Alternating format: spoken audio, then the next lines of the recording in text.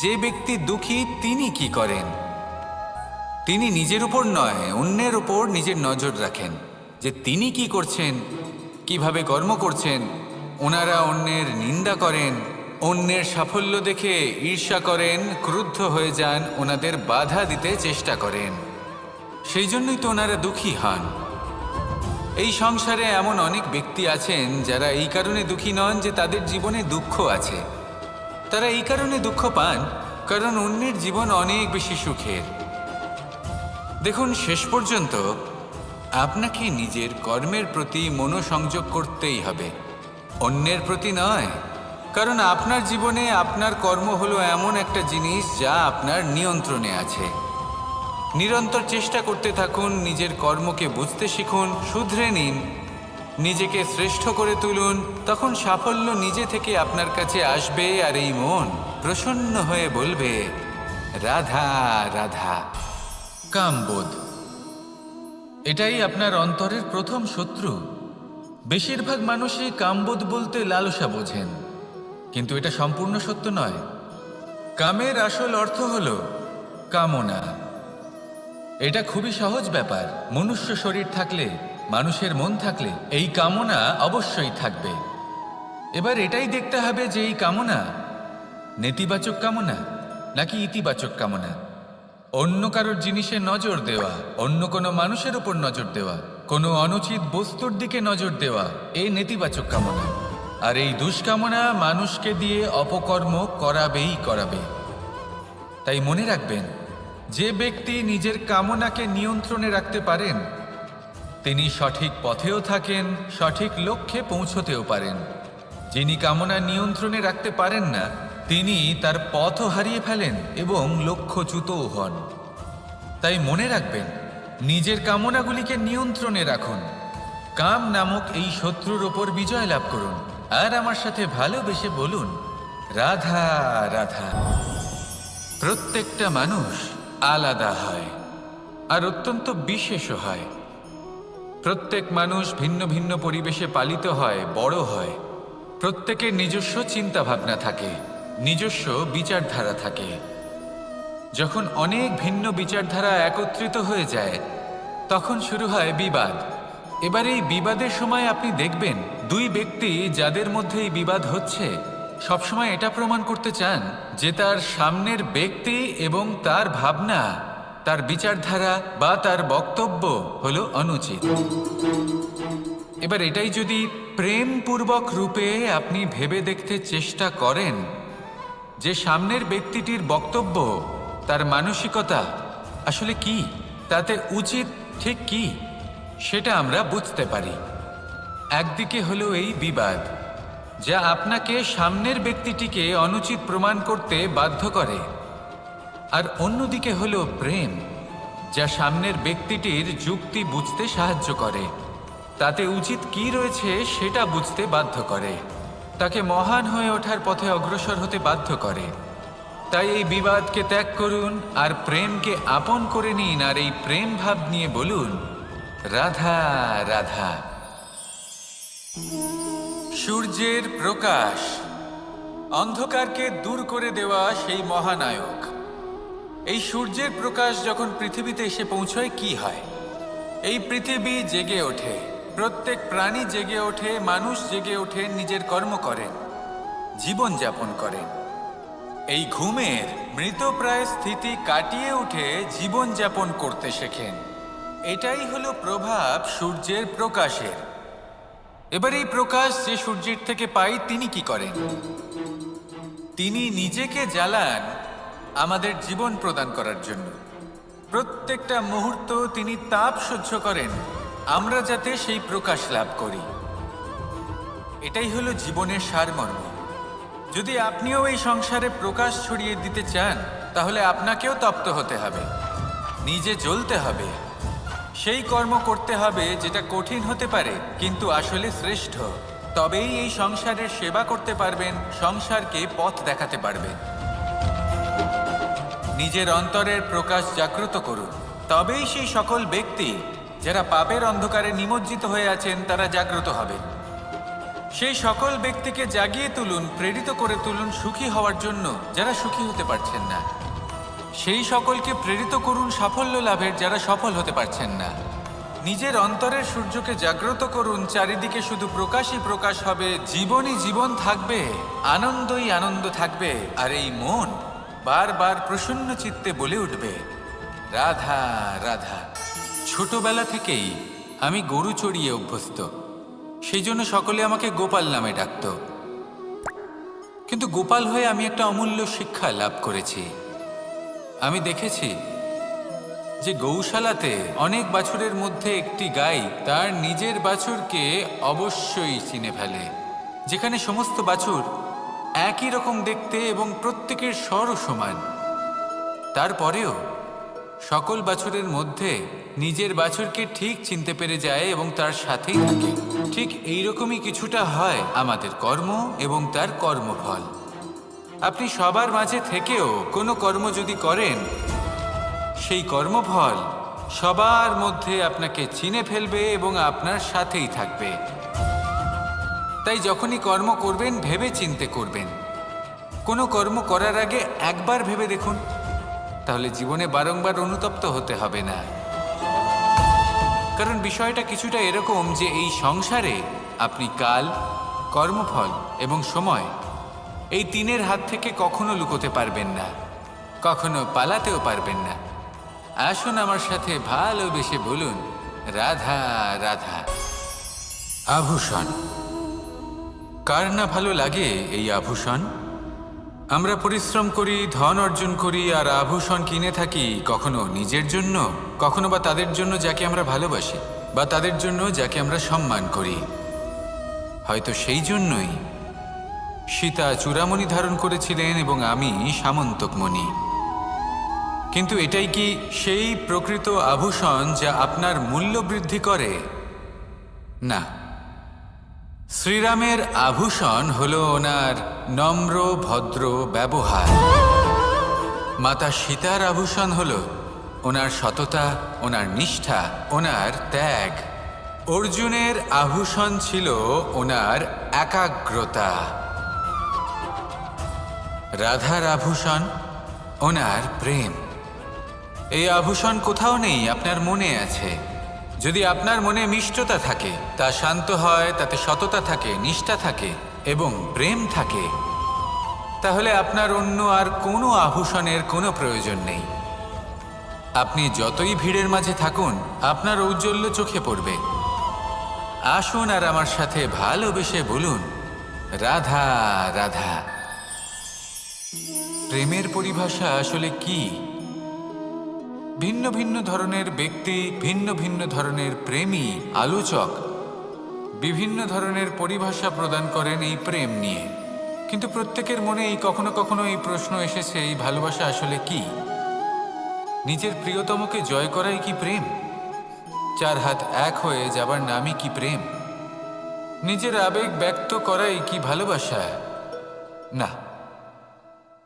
প্রেমের অর্থ কাউকে লাভ করা নয়, বরং তার মাঝে বিলীন হয়ে যাওয়া। যদি কারোর হাত ধরে থাকি, তাহলে আজীবন তার সাথে পথ চলা হলো প্রেম। প্রেম শুধুমাত্র সেটা নয় যা প্রেমী আর প্রেমিকার কেশদামে মালা বেঁধে দেয়। মাতা পিতার জন্য দিনরাত পরিশ্রম করা, নিজের পরিবারের জন্য দিনরাত পরিশ্রম করা, সেটাও প্রেম।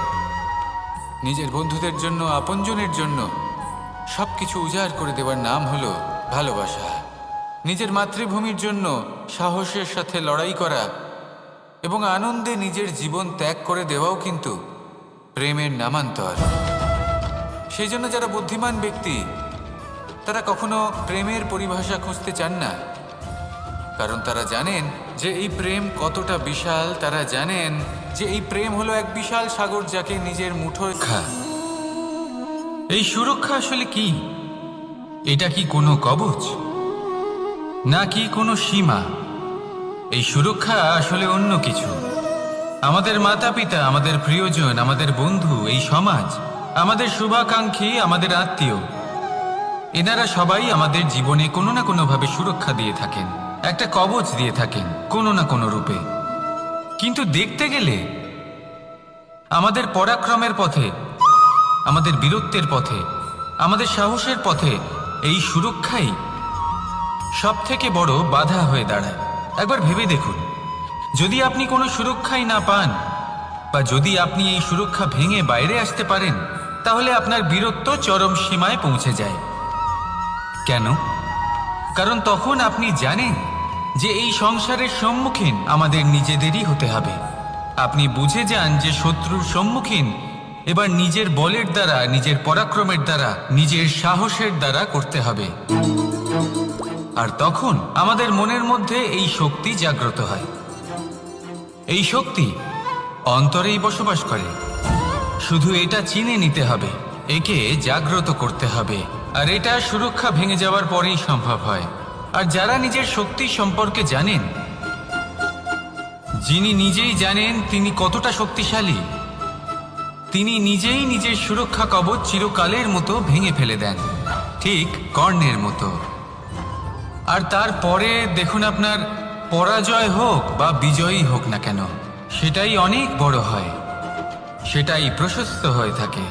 সেই জন্য ত্যাগ করুন নিজের ভয়কে, নিজের আশেপাশের এই সুরক্ষা চক্রকে ভেঙে ফেলুন। আর সম্মুখীন হন এই সংসারের নিজের শত্রুর সম্মুখীন হন। পরাক্রমের এই অঙ্কুর, তা অঙ্কুরিত হওয়ার জন্য বীজের উপরের এই কবচ, এটা ভেঙে যাওয়া অতি আবশ্যক। আসুন আমার সাথে ভালোবেসে বলুন, রাধা রাধা।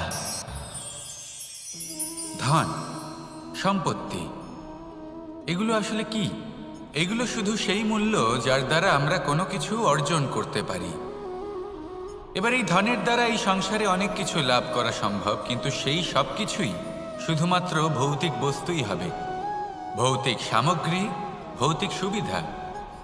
অর্থাৎ আপনার কাছে যতই ধন থাকুক, তা আপনাকে শান্তির ঘুম এনে দিতে পারবে না, আপনাকে জীবনের বাস্তব সুখের অনুভূতি লাভ করাতে পারবে না। কারণ এগুলো ভৌতিক ধন, এ ভৌতিক বস্তুই অর্জন করাতে সক্ষম। বাস্তবিক ধন কি? যদি এই প্রশ্ন আপনার মনে আসে, তাহলে তার উত্তর আমি আপনাকে দেব একটা উদাহরণের মাধ্যমে।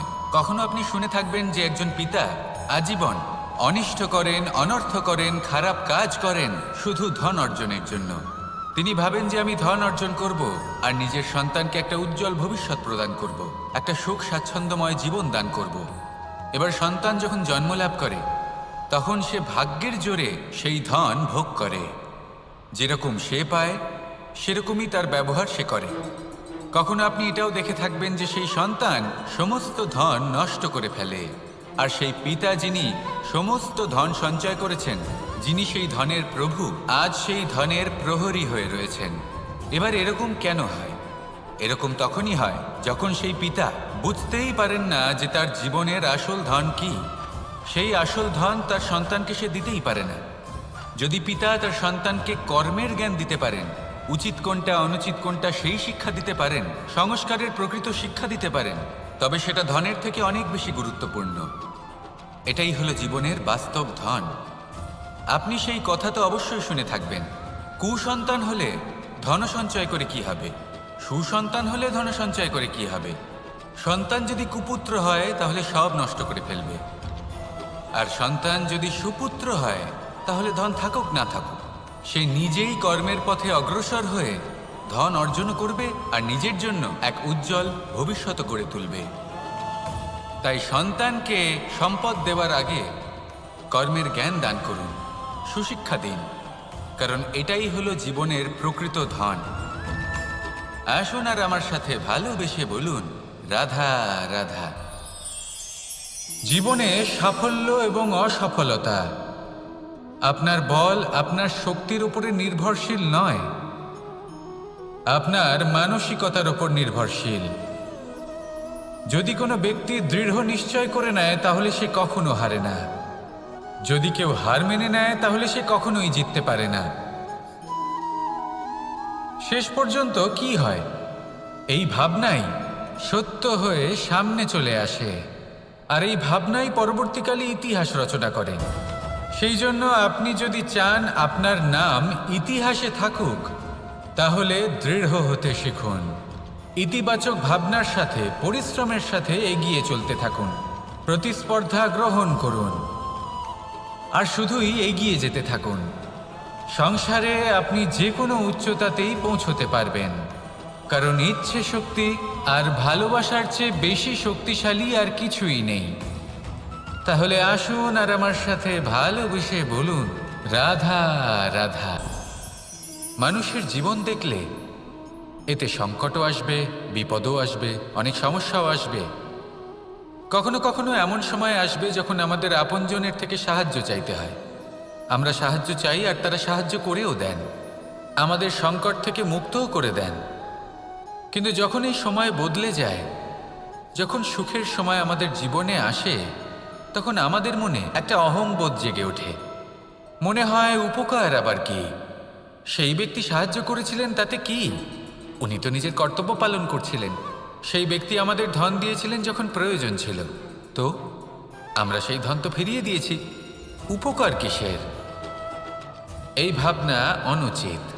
যদি কোনো ব্যক্তি আপনাকে সাহায্য করে থাকে যখন কেউ করেনি, যখন আপনার সবথেকে বেশি প্রয়োজন ছিল, সেই সাহায্য অমূল্য আর সেটা উপকারী বটে। যদি কেউ উপকার করেন তাহলে বিনম্র চিত্তে ভালোবেসে আজীবন তার উপকারের প্রতি কৃতজ্ঞ থাকুন। কারণ সত্যি কথা বলতে এই সংসারে উপকার করার মতো ব্যক্তি খুব কম রয়েছেন, আর উপকারের কথা মনে রাখেন এমন কৃতজ্ঞ ব্যক্তি আরও কম। সেই জন্য জীবনে কৃতজ্ঞ থাকুন আর আমার সাথে ভালোবেসে বলুন, রাধা রাধা। সুখ এবং দুঃখ এই দুই হলো আমাদের জীবনের অবশ্যম্ভাবী এবং গুরুত্বপূর্ণ অঙ্গ। আমাদের সকলের জীবনে কখনো সুখও আসে, আবার কখনো দুঃখও আসে। আমরা সবসময় ভাবি আমরা কিভাবে সুখ লাভ করব, কিভাবে আমরা দুঃখ থেকে দূরে থাকতে পারি। আর এই জীবনে যা কিছুই ঘটুক না কেন, সেই সব কিছু আমরা সুখ এবং দুঃখের মাপদণ্ডে মেপে থাকি। এবার এখানে একটা ছোট্ট বিষয় আছে, এটা ভেবে দেখতে হবে যে কে আসলে সুখী ব্যক্তি। সুখী ব্যক্তি হলেন তিনি যিনি নিজের জীবনে নিজের কর্মের বিশ্লেষণ করে থাকেন, সেই বুঝে পদক্ষেপ নেন। উনি কি করতে চলেছেন সেটা উনি জানেন, আর যদি ওনার কোনো দোষ থাকে বা ভুল থাকে তাহলে সেগুলো শুধরে নিয়ে এগিয়ে চলেন। সেই জন্য উনি সুখী হন। অন্যদিকে যে ব্যক্তি দুঃখী, তিনি কি করেন? তিনি নিজের উপর নয়, অন্যের উপর নিজের নজর রাখেন যে তিনি কি করছেন, কিভাবে কর্ম করছেন। ওনারা অন্যের নিন্দা করেন, অন্যের সাফল্য দেখে ঈর্ষা করেন, ক্রুদ্ধ হয়ে যান, ওনাদের বাধা দিতে চেষ্টা করেন। সেই জন্যই তো ওনারা দুঃখী হন। এই সংসারে এমন অনেক ব্যক্তি আছেন যারা এই কারণে দুঃখী নন যে তাদের জীবনে দুঃখ আছে। তারা এই কারণে দুঃখ পান কারণ অন্যের জীবন অনেক বেশি সুখের। দেখুন, শেষ পর্যন্ত আপনাকে নিজের কর্মের প্রতি মনোসংযোগ করতেই হবে, অন্যের প্রতি নয়। কারণ আপনার জীবনে আপনার কর্ম হলো এমন একটা জিনিস যা আপনার নিয়ন্ত্রণে আছে। নিরন্তর চেষ্টা করতে থাকুন, নিজের কর্মকে বুঝতে শিখুন, শুধরে নিন, নিজেকে শ্রেষ্ঠ করে তুলুন। তখন সাফল্য নিজে থেকে আপনার কাছে আসবে, আর এই মন প্রসন্ন হয়ে বলবে, রাধা রাধা। কামবোধ, এটাই আপনার অন্তরের প্রথম শত্রু। বেশিরভাগ মানুষই কামবোধ বলতে লালসা বোঝেন, কিন্তু এটা সম্পূর্ণ সত্য নয়। কামের আসল অর্থ হলো কামনা। এটা খুবই সহজ ব্যাপার। মনুষ্য শরীর থাকলে, মানুষের মন থাকলে এই কামনা অবশ্যই থাকবে। এবার এটাই দেখতে হবে যে এই কামনা নেতিবাচক কামনা নাকি ইতিবাচক কামনা। অন্য কারোর জিনিসে নজর দেওয়া, অন্য কোনো মানুষের উপর নজর দেওয়া, কোনো অনুচিত বস্তুর দিকে নজর দেওয়া, এই নেতিবাচক কামনা। আর এই দুষ্কামনা মানুষকে দিয়ে অপকর্ম করাবেই করাবে। তাই মনে রাখবেন, যে ব্যক্তি নিজের কামনাকে নিয়ন্ত্রণে রাখতে পারেন তিনি সঠিক পথেও থাকেন, সঠিক লক্ষ্যে পৌঁছতেও পারেন। যিনি কামনা নিয়ন্ত্রণে রাখতে পারেন না তিনি তার পথও হারিয়ে ফেলেন এবং লক্ষ্যচ্যুতও হন। তাই মনে রাখবেন, নিজের কামনাগুলিকে নিয়ন্ত্রণে রাখুন। কাম নামক এই শত্রুর ওপর বিজয় লাভ করুন। আর আমার সাথে ভালোবেসে বলুন, রাধা রাধা। প্রত্যেকটা মানুষ আলাদা হয় আর অত্যন্ত বিশেষও হয়। প্রত্যেক মানুষ ভিন্ন ভিন্ন পরিবেশে পালিত হয়, বড় হয়। প্রত্যেকের নিজস্ব চিন্তা ভাবনা থাকে, নিজস্ব বিচারধারা থাকে।